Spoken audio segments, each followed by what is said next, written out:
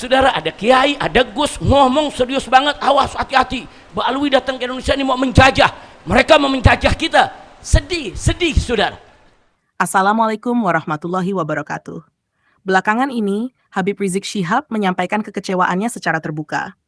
Ia merasa sedih karena ada ulama dan tokoh pesantren yang menyebut bahwa kedatangan Habib ke Indonesia tidak bisa dilepaskan dari konteks penjajahan Belanda. Kemudian setelah ada penjajah Belanda, Belanda mendatangkan Arab dari Yaman itu. Dari Yaman. Periode berikutnya baru muncul. Jauh ini kan sebelum Wali Songo ya, kedatangan yang saya sebut tadi sebelum Wali Songo. Nah, di sini terjadi manipulasi ya. Yang lagi cerita sejarah apa itu komunis sih karena Belanda itu salah bener orang bener kali dipahami bahwa kayak mereka mengaku sebagai pejuang kemerdekaan Republik Indonesia, ternyata malah Utsman bin Yahya pendukung utama dari penjajah Belanda. Habib Hamid Al-Qadri dari Kalimantan ternyata pendukung utama Belanda dan tidak setuju Indonesia merdeka. Cerita Habib ini tidak pernah ada di dalam sejarah kecuali dulu menjadi Utsman Yahya itu menjadi muftinya Belanda. Yang mengharamkan kita melawan Belanda justru itu Habib yang jelas itu tertulis dalam sejarah. Pernyataan ini dianggap berlebihan dan merendahkan peran Habib dalam sejarah Islam di Nusantara. Secara manusiawi, reaksi ini dapat dipahami. Tidak ada kelompok yang ingin dikaitkan dengan penjajahan. Namun persoalan ini tidak berhenti pada perasaan. Dalam diskursus publik, yang dipersoalkan bukan siapa yang tersinggung, melainkan apakah pernyataan tersebut memiliki dasar atau tidak. Habib Rizik sendiri dikenal sebagai tokoh yang sering menyampaikan kritik keras. Banyak pernyataannya juga menyinggung, bahkan melukai pihak lain. Maka wajar jika publik bertanya, apakah kritik hanya sah ketika ditujukan kepada pihak lain, tetapi menjadi masalah ketika menyentuh kelompok sendiri? Kritik yang sehat harus berlaku dua arah. Jika kritik dianggap sah sebagai alat kontrol, maka kritik juga harus diterima sebagai alat koreksi.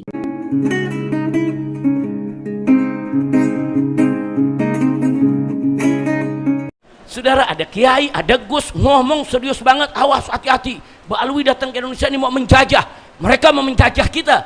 Sedih saudara. Saya lihat begitu sedih. Itu kalau itu yang bicara buzzer, yang bicara orang yang nggak pernah belajar agama, nggak ada urusan. Ini yang bicara kiai, yang bicara gus, yang bicara ini lulusan pondok pesantren, yang bicara ini ngaku ahlus sunnah wal jamaah. Kok bisa melihat Islam datang ke Indonesia dibawa oleh penjajah? Innalillahi wa inna ilaihi raji'un. Nah, makanya saya heran betul itu.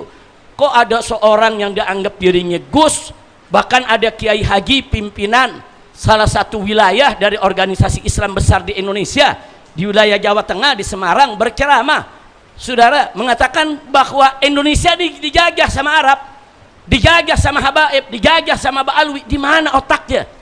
Dia kiai haji, dia guru, dia ikut mimpin, saudara, di salah satu cabang daripada organisasi Islam yang mengaku sebagai ahlus sunnah. Udah gila ini, saudara. Itu bukan proses penjajahan, saudara. Itu proses, saudara, yaitu proses pembauran. Bagaimana para habaib datang ke Indonesia berdakwah bil ilim wal amal wal akhlak mahbub indan nas. Begitu mahbub sampai raja-raja tertarik, diambil ini Habib dijadiin mantu, saudara. Kesedihan Habib Rizik atas pernyataan sebagian ulama dan tokoh pesantren sebenarnya membuka satu ironi penting. Ketika kritik menyentuh kelompok sendiri, ia terasa menyakitkan. Namun dalam ruang publik, kritik tidak bisa dipilih-pilih. Jika kritik dianggap sah ketika diarahkan kepada pihak lain, maka kritik juga harus diterima ketika diarahkan ke dalam. Di titik ini, persoalannya bukan lagi soal perasaan atau identitas, melainkan soal sejarah. Karena sejarah tidak diukur dari siapa yang tersinggung, tetapi dari apa yang benar-benar terjadi. Maka untuk memahami mengapa tudingan itu muncul, kita perlu berhenti berdebat soal niat, dan mulai melihat fakta yang tercatat. Habib Utsman sendiri, mufti awalan wa akhiron, mufti pertama dan mufti terakhir di Indonesia. Selain Syed Utsman tidak mampu untuk pegang jabatan mufti. Salah satu fakta yang paling jelas adalah posisi Habib Utsman bin Yahya yang dikenal sebagai Mufti Batavia.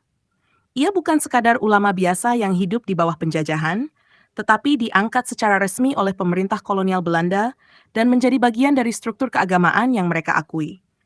Ia menerima jabatan, gaji, dan kewenangan dari pemerintah kolonial. Ini bukan opini, melainkan fakta administratif. Bahkan dalam peristiwa resmi, Habib Utsman pernah mendoakan Ratu Belanda dan kekuasaan kolonial secara terbuka. Lebih penting dari itu adalah isi fatwanya. Fatwa-fatwa Mufti Batavia secara tegas melarang umat Islam melakukan perlawanan bersenjata terhadap Belanda, menganggap pemerintahan kolonial sebagai penguasa yang sah secara hukum, dan menyebut pemberontakan sebagai tindakan yang dilarang agama. Cerita Habib ini tidak pernah ada di dalam sejarah, kecuali dulu menjadi Utsman Yahya itu menjadi muftinya Belanda. Fakta ini tidak berdiri sendiri. Dalam praktiknya, fatwa-fatwa tersebut digunakan oleh Belanda untuk menekan perlawanan umat Islam. Pada saat yang sama, banyak ulama lain dipenjara, dibuang, bahkan dibunuh karena menolak tunduk kepada penjajah. Di sini perbedaannya menjadi sangat jelas. Berat perjuangan memperoleh kemerdekaan. Lebih berat lagi, ada bangsa lain berdandan kayak ulama, berdandan kayak syekh. Yang tentu warga Indonesia yang muslim sangat menghormati orang yang dandanannya kayak ulama. Satu sisi melihat zahir, dandanan kayak begitu, mereka harus menghormati. Tapi di sisi lain, seperti Hadratus Syekh Mbah Hashim Asy'ari, tahu mereka anteknya Belanda, tahu mereka dilantik oleh Belanda, mereka di SK oleh Helmina, Ratu Belanda. Bahkan di framing seakan-akan mereka keturunan Rasulullah SAW. Sungguh-sungguh semakin menyulitkan para pejuang. Nggak mungkin kemerdekaan tidak direbut. Kalau sekedar menghadapi Belanda, taruhan kafir gampang, Mas. Ini kadang menghadapi bangsanya sendiri. Atau menghadapi orang yang ngaku ulama. Bahkan ngaku keturunan Rasulullah SAW. Menurut saya, beliau adalah antek-antek Belanda. Jadi kalau Habib Utsman kemudian punya kedekatan dengan Belanda ketika itu dituduh sebagai antek Belanda. Kalau Habib Utsman dekat dengan Belanda, kita enggak mengatakan beliau sebagai antek Belanda, terus kita bilang apa? Sahabat Belanda, muhibbin Belanda, malah Habib Utsman di bagian Belanda. Terus kita bilang apa? Tuduhan tersebut terlalu naif, terlalu mengada-ada. Fitnah itu terlalu keji dan kejam, saudara. Kok fitnah? Tadi Bung Rizik mengakui kalau Habib Utsman dekat dengan Belanda. Ya, Habib Utsman memang ada kedekatan. Tapi kedekatan itu sebatas beliau ingin menjaga masolihil ummah. Menjaga masolihil ummah bukan dengan bekerja sama dengan musuh, tetapi melakukan perlawanan kepada musuh. Bung Rizik menyebut Mufti Batavia sebagai bagian dari sistem kolonial bukan fitnah, bukan pula kebencian terhadap Habib.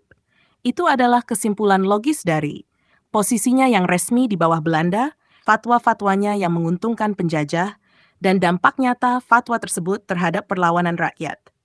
Menolak kritik ini tanpa membantah fakta sama saja dengan menutup mata terhadap sejarah. Dan perlu ditegaskan, kritik ini tidak ditujukan kepada semua Habib. Banyak Habib yang melawan penjajah, berdakwah dengan ikhlas, dan berjuang bersama rakyat.